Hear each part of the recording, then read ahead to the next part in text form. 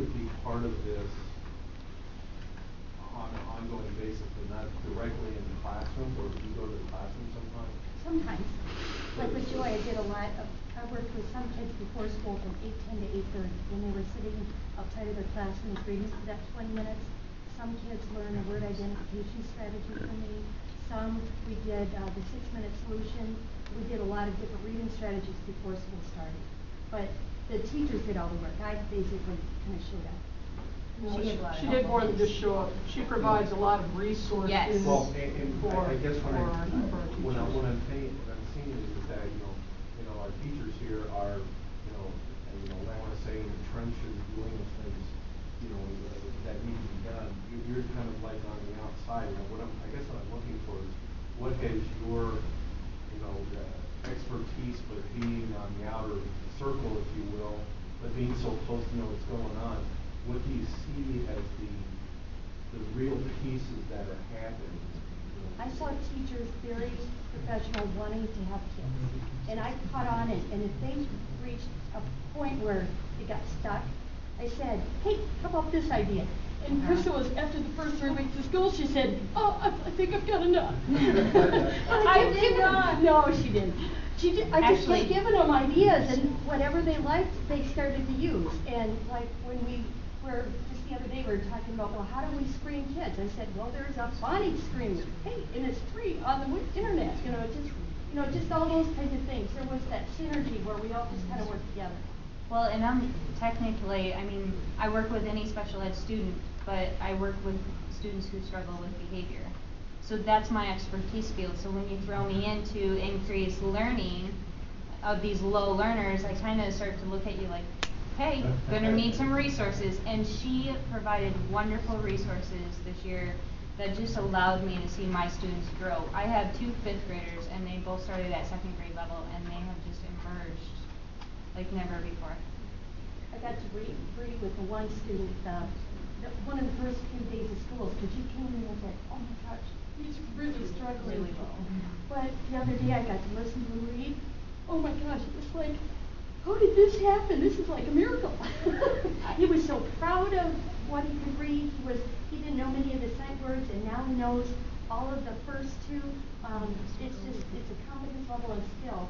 You went above and beyond what the typical behavior classroom said, because you really teach reading, math, and science very strongly.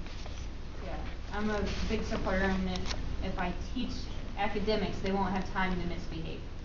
So I really push the academics in my room and don't give them that time to misbehave. So like in this particular case, he's going to be a middle schooler next year. Yes. Okay, so what do we have in place, or what are we putting in place for the future for because now we have a kid that we grab, essentially. How do we keep them grab? And we're and we're working, a couple of pieces there that what was so exciting about the teams that did so well, there were to me 2 key things that they were doing. The first one, so I kind of back this up to the tiers again, is what a lot of this pilot is just that tier 3, because in special education, roughly 80% of the students should be successful in the gen ed setting with their supports. So that's what interventions are about. What do we do when it's not? What about the kid who is in a gen ed setting with support, but our progress monitoring, they are not progressing? That's where we need to go to tier 2, and we up those kids up to that, which maybe is a smaller setting pull-out to get their reading instruction, or maybe they're doing both, but that's to help them. But then 5% of students may not be gaining. So as we hear about we're not closing the gap, it's because we need to go to that 3rd tier, which is what this team was doing, and find those critical skills, and that's what this team did so well. The other thing they did, it's a little different, is it was 3 teachers together, a 4th grade, a 5th grade, and a 4th and 5th grade PD teacher, who now have a pool of kids that they called their kids. Instead of me having a certain amount of kids that it's my job to get them all their reading and all their math, Bev having that, and Crystal having that, we're now sitting at a table once a week and talking about the 3 kids that need a level at tier 3, maybe one of them is from each of us. Well, now I'm strong at math, so I'm going to take those 3 an extra 30 minutes a week and give them more intensive and hope that helps build, and that's what we're seeing. So it was those two pieces that really made that happen.